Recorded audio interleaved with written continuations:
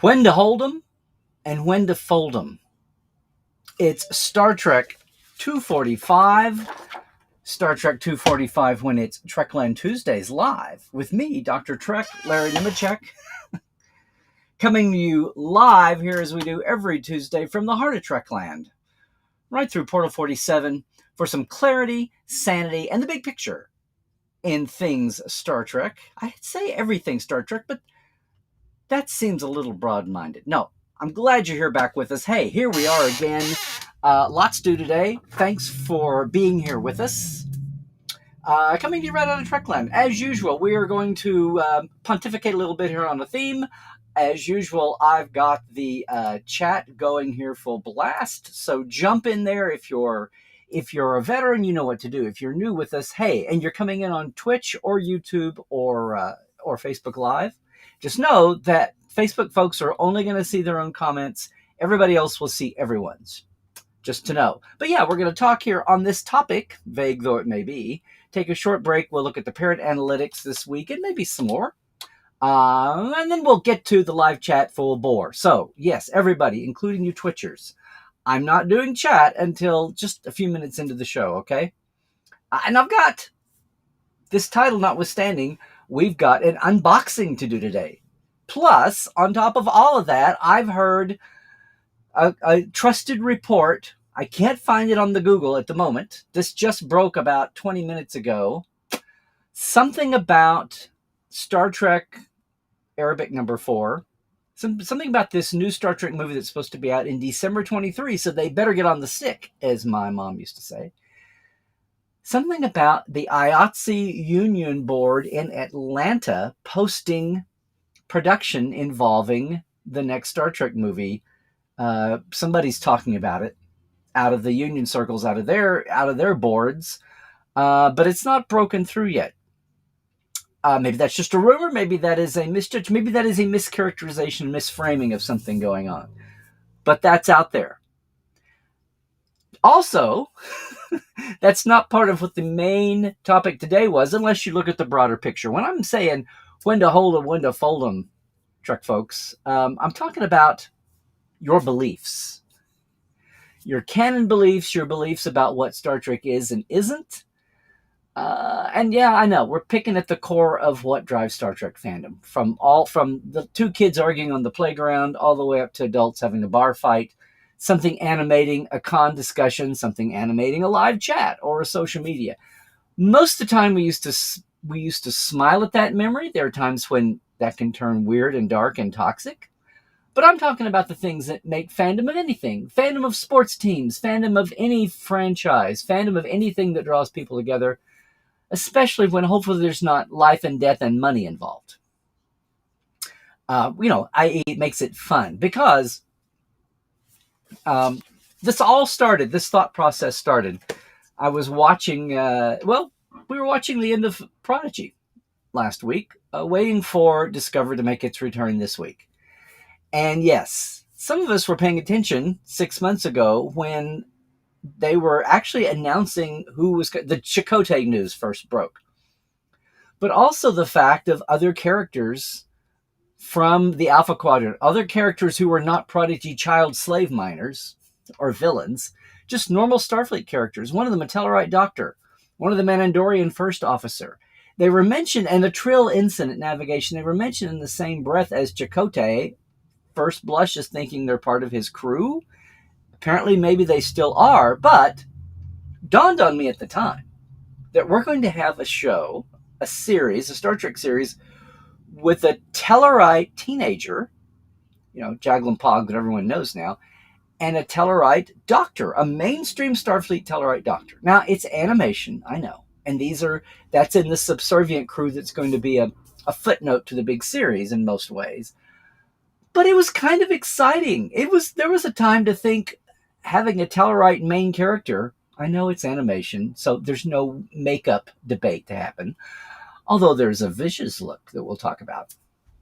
A vision look that, but still, animation or not, bit part versus regular or not, all this Tellarite love. Now, our good friend Jorg, right, has been tweeting up a storm and doing screen caps. Beat me to it. I grew up doing this on a 6-month basis, gang, not doing it in 24 hours because there's other stuff to do in life. But occasionally I am so moved. But for those doing it on a regular basis, Jorg actually pulled up even my woe-begotten Tellarites over the years in Star Trek, including all the animations, old and new, including all the iterations when they've sneaked them in, even in Discovery and Picard. And he had, there was a whole panel here full of Tellarites. Now, we were laughing because Jaglam's got a tusk tooth down here. He's got no hair. Dr. Noom apparently has Tellarite hair, the old school Tellarite going back to Journey to Babel, and a beard, but he's got biker Tellarite tusks too. I call him that because that's totally a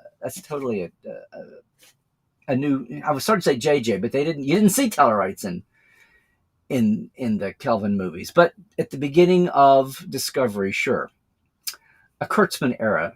They've all had, I said biker, they've all looked rough and tumble like they just rumbled into town to cause some bad. They're all hanging out at the biker bar. And no, it's not just because the first ones we saw were mirror. We saw Prime Universe Tellarites that looked kind of rough and tumble too. But then we got normal looking Tellarites on lower decks too. Captain Durango with the Alpha Quadrant name, or the Earth-based name, which anyway, they're all there. Larry, you're going on and on about Tellarites. I know, the point being that I didn't even realize how many appearances, some of them just background, but still they're there, they're visionary. We can see them and we can see how they look. And a small Twitter discussion broke out where basically it has nothing to do with, say, the Klingons, had nothing to do with even tracking the Andorians. Had been much more profile over the years. Those antennae moving around. Do they move? Do they not? Are antennas on Andorians their ears? They started out to be the ears, and then somewhere along the way, somebody on one of the movies didn't get the memo, and they got ears. So now they're back with ears. My old headcanon, which used to be, non-aired fan canon, published, was that antenna were Andorian ears. So seeing humanoid Andorian ears just means that the wigs don't come down far enough. But that was the point. It was a cheap way to make them look more alien in 1967. But that ship has sailed. So much of Trek World got their panties in a wad over the Klingons. I remember being disappointed about that for Andorians, and even more so about biker Tellarites. But you know what? And Jaglam is a teenager, and he's spiky-haired. He doesn't even have a full head of, helmet hair. But Dr. Noom apparently does. All this to say that our wonderful, wonderful species diversity tag explainer, canon explainer, i.e. hashtag texture not trivia, looks like the Tellarites have come so far that we even get to slap species diversity on them. I mean, you had to have at least 2 or 3 appearances for there to be variations, to have to drag that out and use it to save yourself. And yes, I know. In the bottom line, that's really, we've gone from criticizing everything looking like cardboard cutout villains all the same, like, does every Romulan wear big shoulders? Okay, that's past. We know that there are other Klingons besides warriors. We've even had Klingon lawyers, for God's sake, or advocates, or whatever they're called. Much less healers and rocket scientists and all of that. Same thing with Ferengi. Same thing with Romulans. Look, and all of these autocratic, warrior fascist governments, whatever, the scientists get short shift until, of course, they get to be a hero for the nation. So, sounds like Soviet Russia. But I am just thrilled that the Tellarites have got to the position in Star Trek life where now we have to drag out species diversity to explain their appearances. We've got so many appearances of Star Trek, of Tellarites, that we have to explain away the variations in appearance. It's like more than 2. More than 3 or 4. In fact, now we're getting variations. Well, they've got this. It's like Gene telling Matt Jeffries what to do for an Enterprise look. We'll take a little bit of that, a little bit of that, and a little bit of that. Or the old technobabble generator that was like an old Asian food memo. 1 from column A, 1 from column B, 2 from column C. That's where the Tellarites are. In fact, and here's where we get to the title today. If you think about it, that's where we are rapidly getting with all Trek. Now, at the point you're going to say, aha, here's where we get in trouble for having 5 different series on at the same time, and some of them aren't even in the same country home of production. All the Canadian shows and all the LA shows and the LA based aspects of the Canadian shows and the LA animation base, but still animating in Canada or wherever. That's true, but we have this thing called not just the telephone and the fax machine, but we have internet, we have Zoom constant, we have people, name the platform. They're just a click away from conversations. Not all of you need a big 20 people table sitting around the conference room on the second floor of the Cooper building. Communication goes on, especially visual effects and art. That's easy to do. And folks do talk to each other. In fact, thanks to social media, we've got channels where the communicators, the creators are telling us, they are communicating with the audience how they communicate. It's been fun to see, say, the Hageman brothers and Mike McMahon, or saying Aaron Walke and Ben Heben. I mean, to see folks, Hibon, he's French, right? To see all these people talking back and forth. And the live action folks too. Checking in on, parsing these years where Lower Decks and Picard and Prodigy are all starting to pack up and stack up just within a year or two of 3 of each other. That's been coming out in some of the threads. Again, if you're not following some of these social accounts, you're missing out. Instead of waiting on the news folks, Trek Movie and Trek Core, et cetera, to aggregate that and get it out there, you can follow it yourself. But these are the kind of things they're very much aware of. And thank goodness we've come further than the first year of Discovery, and folks are remembering that there is a visual canon to sit alongside concept canon. It's not just enough to get the chronology right, it's to have the visuals make sense. I think that lesson's been learned, and that ship has sailed. And can we please tell that 10% of the fandom that's still living in 2017 that things have evolved? Thank you very much. So the good news, bad news is that, yay, Tellarites. But the cautionary news is that all of us, all of you, are going to have to figure out what the big picture, what's the end game to all of this. Now, I brought this up 1.5 years ago when we first saw the Enterprise on Discovery.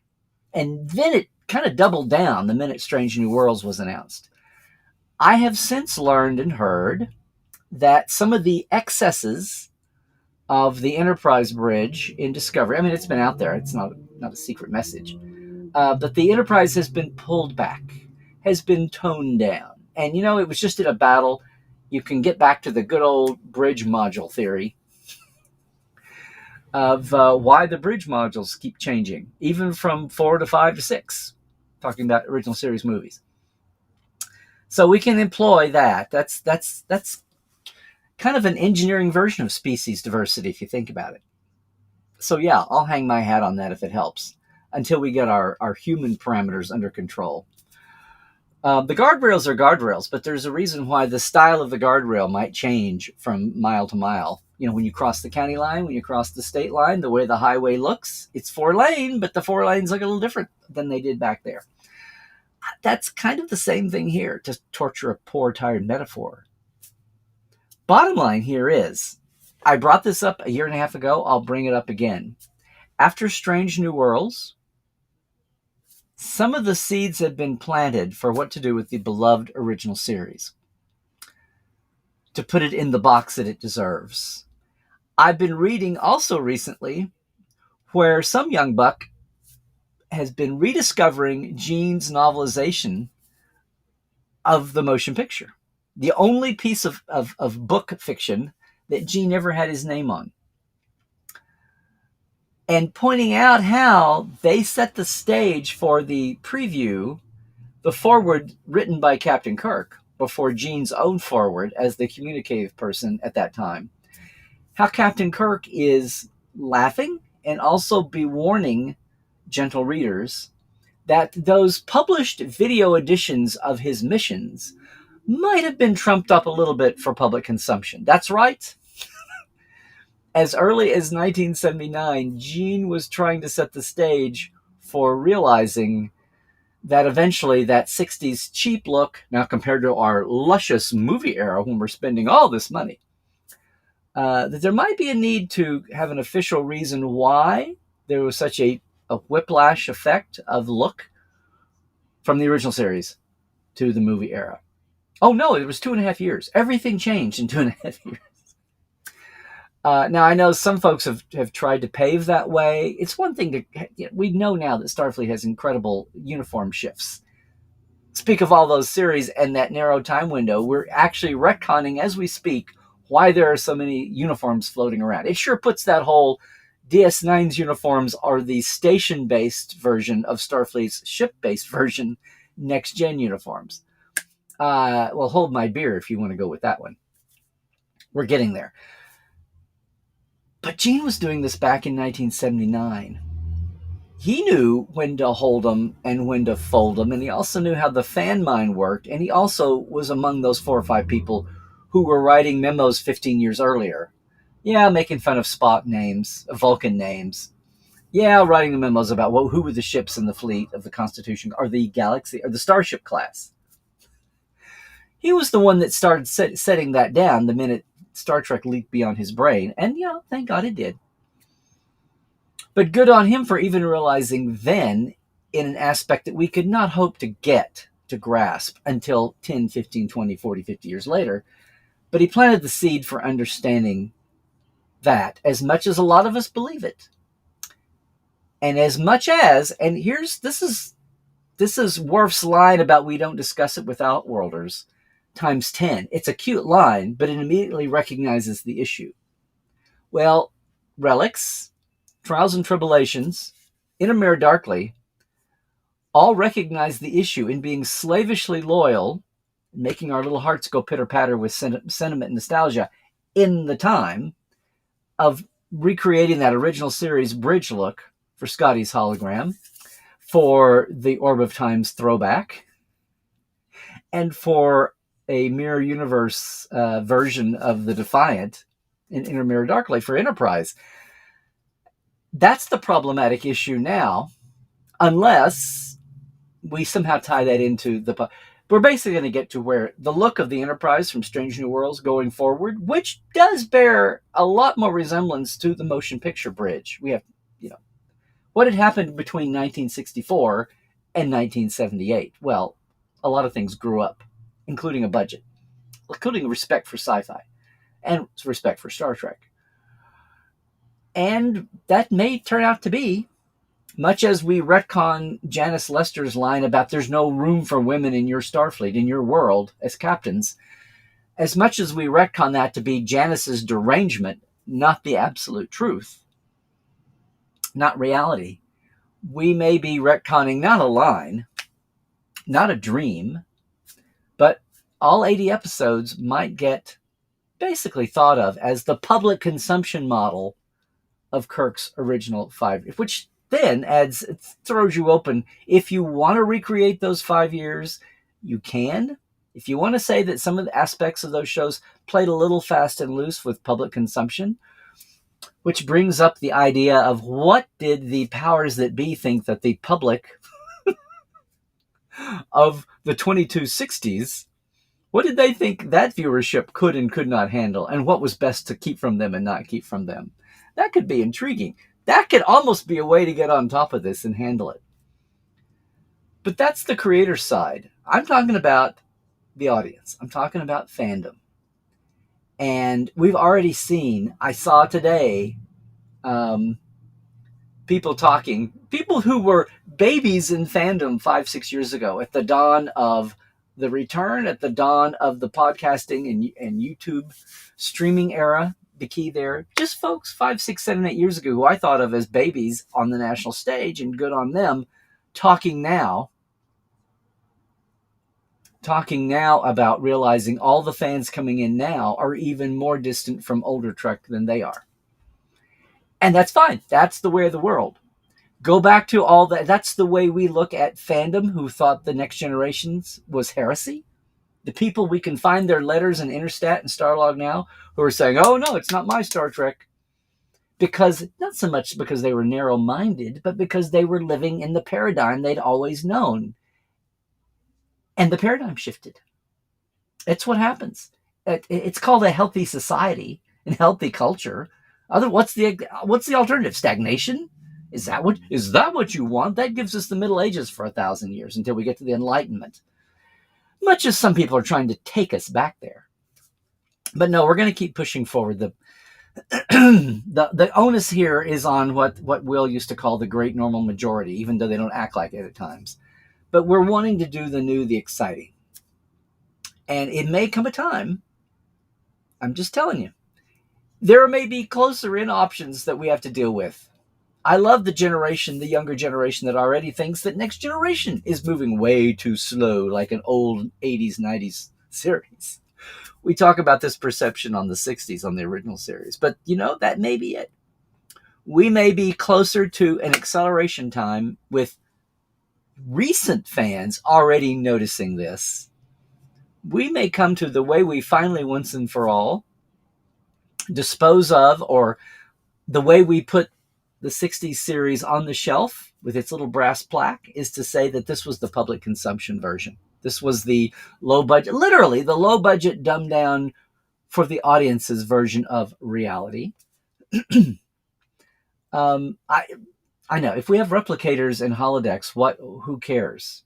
I know. That's another, hey, texture not trivia, hashtag.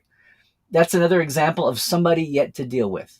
Maybe that'll be an issue that's dealt with in a novel or comic and it creeps into the mainstream. Some fan reads that and 30 years down the line, or 20, maybe 10, comes up with a story that's a lot of fun and looks at that aspect when we're not busy running around saving the galaxy every week with heavier things to do. I don't know. I'm just saying we're in that world. But even as our world evolves and tweaks and all of that,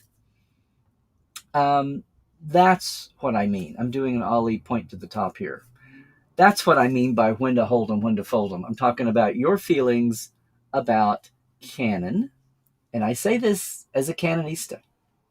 We're all about canons, but reasons why things are. Because that's the underpinning to believe what the characters are doing. That's the underpinning to believe the heroic deeds they're doing, the philosophy they're espousing, the representation they're showing. It's all got to be a believable universe. And if you really want to celebrate all the centuries of it, you got to make it fit together. That's still what makes Star Trek different from all the other franchises and fan bases. Although I will say, shout out to Spider-Man. I have mocked and ridiculed, especially the DC movies, for the reboots every 2 or 3 years if they have one they don't particularly like. A casting decision, a plot, script decision. I've been laughing at them for 20 years about the quick turnaround reboots. But now if they're going to do, if they're going to pull a Spider-Man, power to them. That's awesome. That is awesome. Still doesn't negate the fact that Star Trek has been doing it. Not that this is a contest. I'm merely explaining why moi doesn't particularly care to keep up with anything else. Because I'm all in on this one to a depth that most aren't. Up here and out here. And I can enjoy the others, especially Star Wars, for what they are. And not be sucked into their bottomless pit of landscape and paradigm debates. I wouldn't call it canon anymore. I'm just saying, it's not just about the individual. It's that what that also entails. As that that newer conversation I was watching, it also entails of the layers of fandom, and it is generational. We've seen it since day one. It's not now, but the pace of change is quickening. The pace of change from the 60s to the 80s was such that it caught one section of fandom in a whiplash. I'm going to say a lot of it was the zine-based fandom that was so locked in on Spock and Kirk and all the characters that beyond that was just almost beyond it wasn't a fight. It wasn't like they were arguing about it. It was just beyond their parameters, their frame of reference. Some of us, though, were going, are you kidding? We've been wanting a bigger frame of reference for ages, because to them it was all about Spock. If it wasn't all about Spock and Kirk, then how could it be Star Trek? Well, maybe we can expose our limitations. We can have our favorites, but not to ignore everything else. And I think that's what's going on. That's what happens every time there's a major shift. That's what happens every time the series is not about an Enterprise or a starship. It's just a station that doesn't go anywhere. Or it's lost across the galaxy coming home like Lost in Space. Oh my God. Or it's a cartoon. Or it's all about representation and not about whatever it is that's got one faction rankled. And hopefully it's a sincere faction that's not being paid to do that, to gin up social division. Hopefully it's sincere, but I will listen to anybody's sincere concerns, their sincere critique. I don't just mean a critique by a professional critiquer. I mean a fan who's stumbling to put words into the feelings they're having. That's totally fine. Now, I won't put up with narrow-mindedness versus open-mindedness.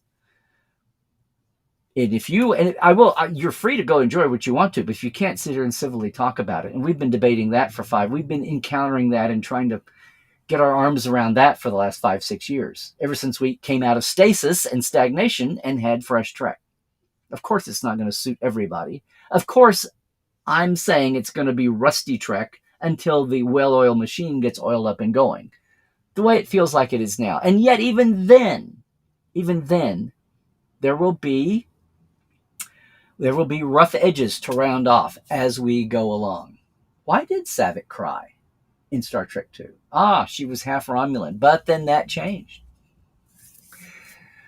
So there you go. My motto today, my theme today, when to hold 'em, when to fold 'em, isn't about the series. It's about you and all of us.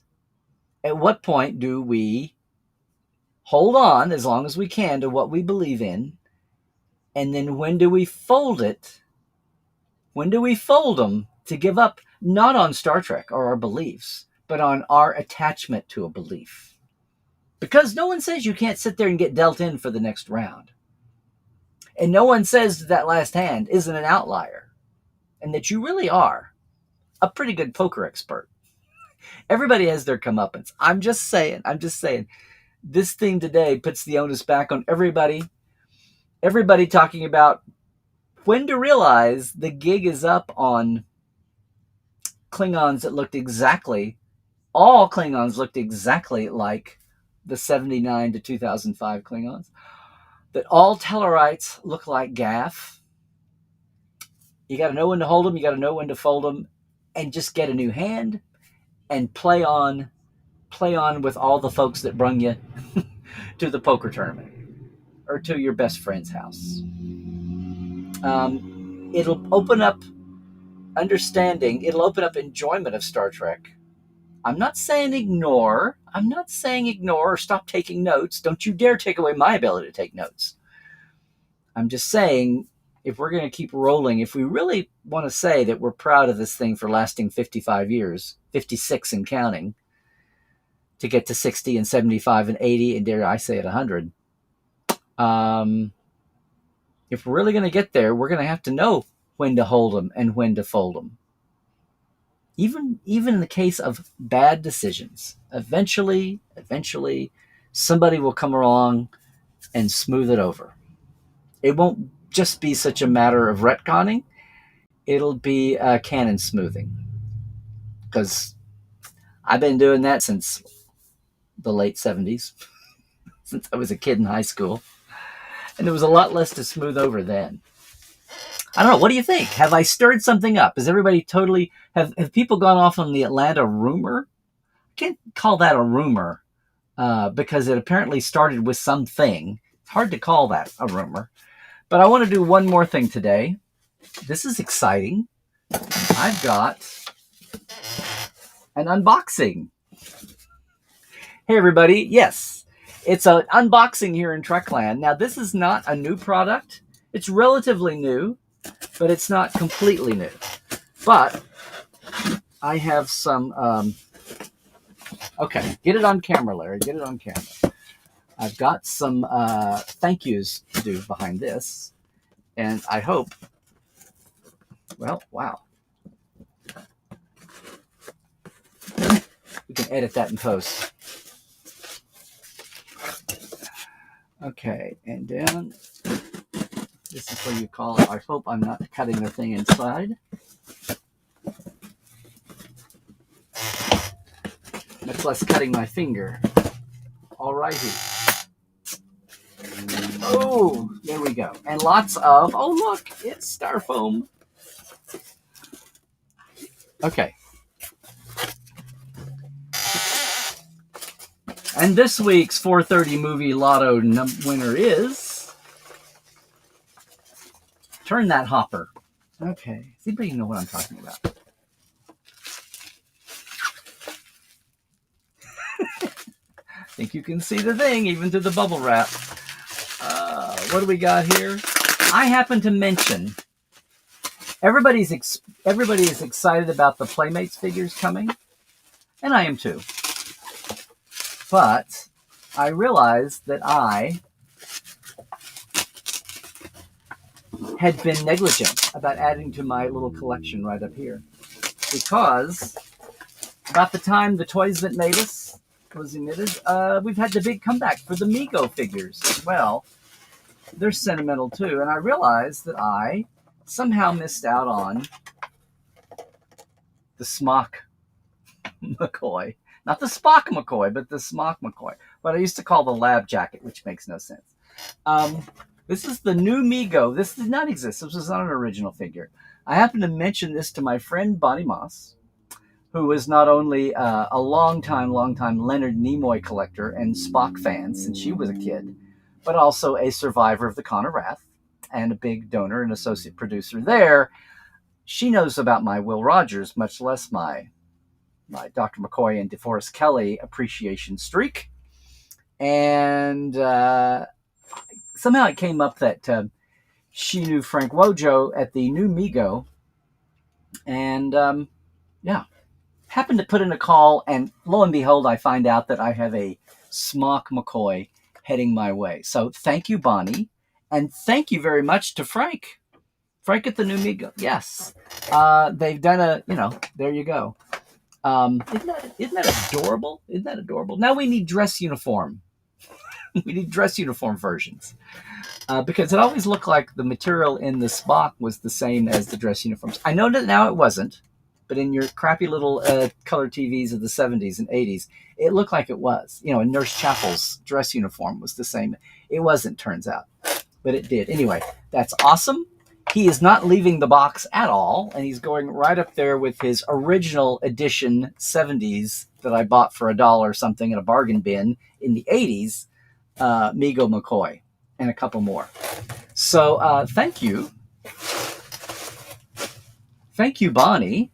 And thank you, Frank. Isn't that awesome? Isn't that awesome? I'm endorsing the Mego figures. I'm endorsing the Playmates figures when they get out. I'm endorsing all the figures because we all need our bits of Star Trek to keep us honest. Even if this is public consumption, McCoy. Yeah, those poor people. Oh, anyway, everybody, thanks so much for enduring that with me. Hey, we're going to take a break here in just a second, but first off, I want to thank you for joining me. Thank you for your patience. Thanks for everybody here. We will be right back in just a second with the Parrot Analytics, and we will dive into the chat, and I will see what I have stirred up. But I do, obviously, need to thank all of our TTLers here on Patreon. Our TTL Club, Diana Hopkins, Robin Wilson, Lawrence Todd, Anne-Marie Siegel, Keith Rombach, Justin Fortius, Nathaniel Robinson, and Blaze K. And our Patreon TTL Live Wires. I'm talking about Rusty Harrell, going all the way back there. Albert Gunn Johnson, Jalen Bullock, Robert McLean, Alan Hansey, J.R. Poole, Byron Bailey, look at that, Dave Gregory, and Casey Shafsky. Thanks so much for that to everybody. If you're wondering what I'm talking about, patreon.com, check that out for supporting creatives. Patreon.com/Trekland Live is this mounting streaming empire for $5 and $10 a month. A shout out and access to early day interviews. I know. We're going to get there. But I keep it simple. I keep it very simple for just that reason. I appreciate everybody helping us out there. If you want to do more to support everything Trekland, just jump in Portal 47 with us, if you would. Meanwhile, look what's back. It's our 8th season. This week, today, episode 8.1 is out with the great David Livingston. A lot of people are just becoming... I had David as an open house guest for Portal 47 on the 2nd or 3rd anniversary.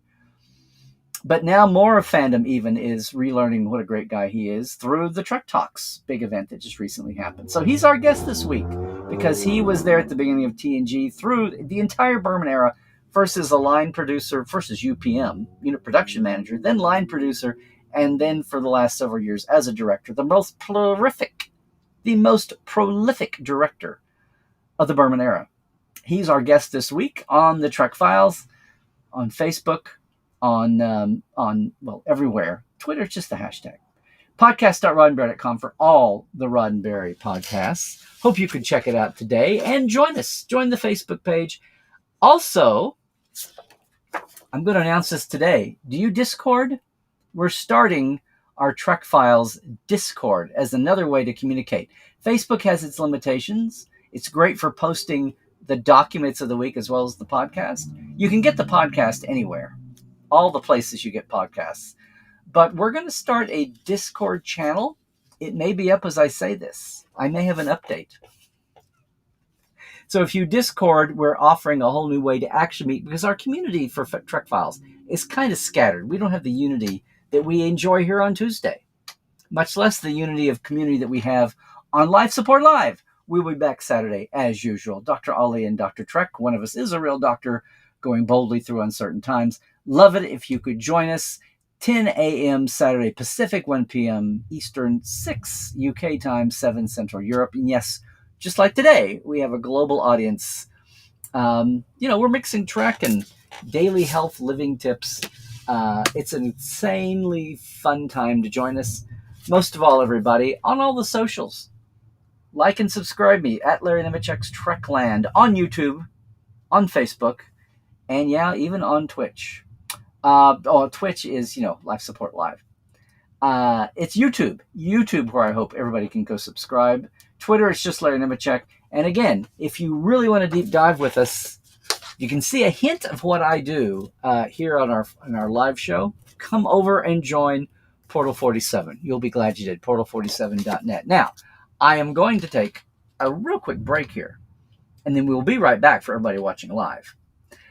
Meantime, though, if you're leaving us now, please stay healthy.